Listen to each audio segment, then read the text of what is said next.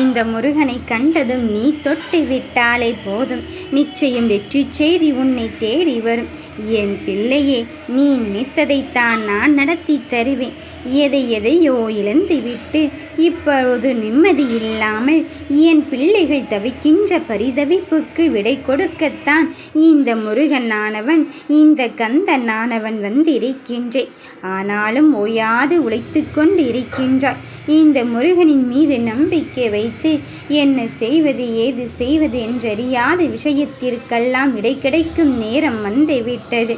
உன் குழப்பத்திற்கு உன் கூடவே இருந்து உனக்கான தெளிவுரையை தருவதற்கு நான் வந்து இருக்கும்போது நீ நினைத்தது அனைத்தும் உன்னிடத்தில் தான் வந்து சேரப்போகிறது. துணிவோடு போராடு. நிச்சயமாக சாதகமான தீர்ப்பை உன் பக்கம் கொண்டு வருவதற்குத்தான் நான் வந்து கொண்டு இருக்கின்றேன். இந்த அப்பனானவன் உன்னை சந்திப்பதற்கு வந்து விட்டேன். நீ என்னை தேடி எங்கும் இங்கும் அலைந்து திரிந்த காலங்கள் எல்லாம் முடிந்துவிட்டது. உன் மனம் ஏங்கிய விஷயத்திற்கெல்லாம் நான் விடை கொடுக்கத்தான் போகிறேன். உன்னுடைய வாழ்க்கை எப்படி மாறும் யாது மாறும் என்று நினைத்து கொண்டு இருக்கும் நேரத்திலே உன் வாழ்க்கையை புரட்டி போடுகின்ற நிகழ்வினை, உன் வாழ்க்கையை புரட்டி போடுகின்ற அதிசயத்தினை நடத்தி தருவதற்கு இந்த அப்பன் கந்தன் முருகன் நான் உன்னை தேடி வந்தே விட்டேன். உன்னை விட்டு சென்றவர் அப்படியே சென்று விடுவாரோ என்றுதானே உன் மனம் விருந்தி கொண்டு இருந்தது. உன் வருத்தத்திற்கு இப்பொழுது விடை கொடுக்க போகிறேன்.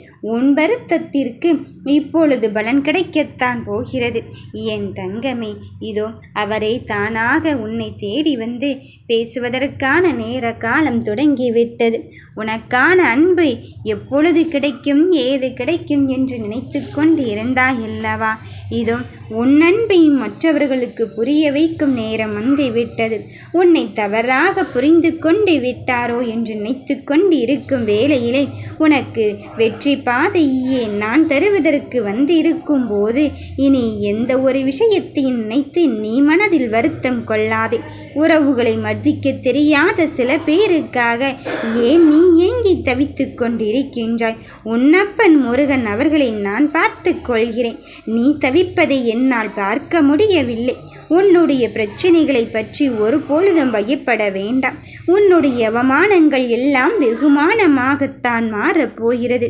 நீயோ துரோகியர்கள் துரோகம் செய்து விட்டார்களே, அவமானத்தை இழத்து விட்டார்களே, நான் என்ன செய்ய போகிறேன் ஏது செய்ய போகிறேன் என்று உன் அவமானத்தை நினைத்து கூனி குறுகி தவறேதும் செய்யாமல் தண்டனை உனக்கே கொடுத்து கொண்டு இருக்கின்றாய். என் பிள்ளையே, நான் உனக்கு மனப்பக்குவத்தையும் மனதைரியத்தையும் தருவதற்குத்தானே வந்திருக்கின்றேன். ஆனால் நீயோ ஏன் எதையோ நினைத்து கொண்டு உன் மனதை இங்கு பதற்றமடைய செய்து கொண்டு இருக்கின்றாய். வருவது என்ன வேண்டுமானாலும் இருந்துவிட்டு போகட்டும். உனக்கான பாதையை தெளிவாக்கி உனக்கு முன்னால் சென்று உன் தடைகள் அத்துணையும் அகற்றிவிட்டு உனக்கு நல்லதை செய்வதற்கும் சொல்வதற்கும் தான் இந்த அப்பன் முருகன் வந்து கொண்டு இருக்கின்றேன்.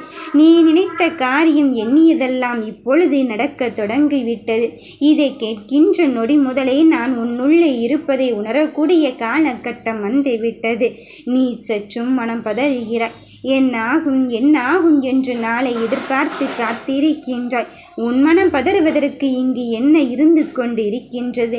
உன் பின்னால் உன் முன்னால் உன் எல்லா திசைகளிலும் எட்டி பார்க்கும் 8 திசைகளிலும் நான் உன்னுள்ளே இருந்து உன்னை வழிநடத்தி கொண்டு இருக்கும் போது உன் தடைகளை பற்றியும் உன் கிரகங்களை பற்றியும் ஏன் பிள்ளையே இங்கு அழுது புலம்பி தவித்து கொண்டு இருக்கின்றாய்? அழுது புலம்புவதற்கு அவசியமே இல்லை. சற்றும் தாமதித்து விட்டேனோ என்று நினைக்க வேண்டாம். இதோ உனக்கான தரமான ஒன்றை தருவதற்குத்தான் இப்பொழுது இந்த கந்தனானவன் இந்த முருகனானவன் வந்து கொண்டு இருக்கின்றேன். இனியும் உன் மனதில் பதற்றத்தை வைத்து கொள்ள வேண்டாம். உன் வாழ்க்கையில் ஒன்றை மட்டும் புரிந்து கொண்டாலே போதும். வாழ்க்கையில் எதுவுமே நிரந்தரமானது கிடையாது. கிடையாது. எதுவுமே உனக்கானது என்று நினைத்து கொண்டு இருக்கும் பட்சத்திலே அது மாறி போவதை உணர்ந்து கொண்டு தானே இருக்கின்றாய். அதனால் தான் சொல்கிறேன், சில பிரச்சனைகள் பெரிதாக தோன்றிக்கொண்டு இருக்கும்.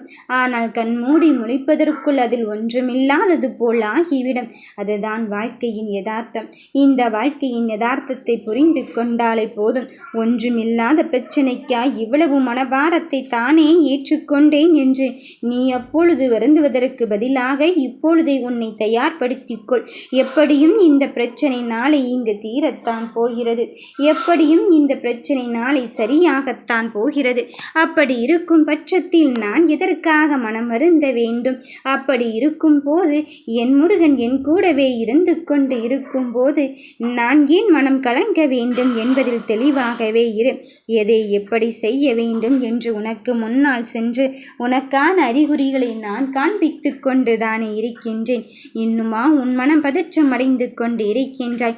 உன் வாழ்வின் எப்பொழுதும் வெளிப்போடு இருப்பதற்காகத்தான் சில விஷயங்களை புரிந்து கொள்வதற்கான நேரத்தையும் காலத்தையும் உனக்கு கொடுத்திருக்கின்றேன். அந்த நேரமும் காலமும் போதுமானதுதான். வாழ கற்றுக்கொண்டாலே வாழ்க்கை அழகானதாக மாறும் என்பதில் உனக்கு புரிய வைக்கும் நேரமும் காலமும் வந்து விட்டது. உனக்கு கஷ்டங்களை தருகிறேன் என்றுதானே நீ கலங்கிக் கொண்டு இருக்கின்றாய். கலங்காதே என் பிள்ளையின். காரணமின்றி என் பிள்ளைக்கு நான் எதையுமே கொடுப்பதில்லை. உன் பயணம் என்னோடு தான். அதில் எந்த மாற்றமும் இல்லை. நான் என்னை நம்பியவரையும் ஒரு பொழுதும் கைவிட்டதே இல்லை. வாழ்க்கையின் ஒரு கட்டத்தில் நீயே உன்னை பற்றி சிந்தித்து கொண்டு நீ செய்வது சரியா தவறா என்று உணர்ந்து கொள்ளும் காலம் வரத்தான் போகிறது. உன்னில் மாற்ற வேண்டிய விஷயம் எதுவும் இருந்தால் அதை உடனே மாற்றிவிடு.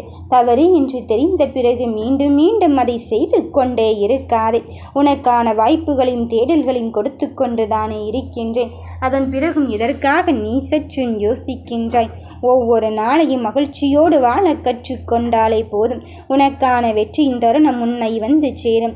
விதியின் கைகளில் சில விஷயங்களை விட்டுவிட்டேன் என்று எண்ணிக்கொண்டு இழந்ததை நினைத்தும் கைமீறி போனதை நினைத்தும் நீ வருத்தப்பட்டு கொண்டு இருக்காதே என் பிள்ளையே. விதியின் கைகளில் விட்டு போனதை நினைத்து ஏன் வருத்தம் கொள்கிறாய்?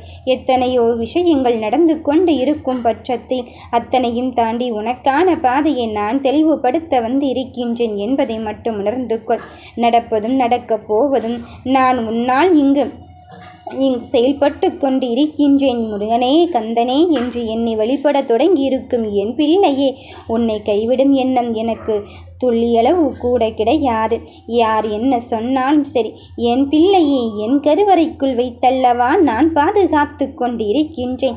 என் கண் மூடி முழிக்கும் இந்த தருணமானது உன் வேண்டுதல் அனைத்தும் உன் பிரார்த்தனை அனைத்தும் நிறைவேறும் தருணமாகத்தான் இருக்கும். காலம் கடந்து கொண்டு இருக்கின்றது. கவலைகள் மட்டும்தானே வளர்ந்து கொண்டு இருக்கின்றது. இனி நான் என்ன செய்ய போகிறேன், ஏது செய்ய போகிறேன் என்று யோசிக்காதே.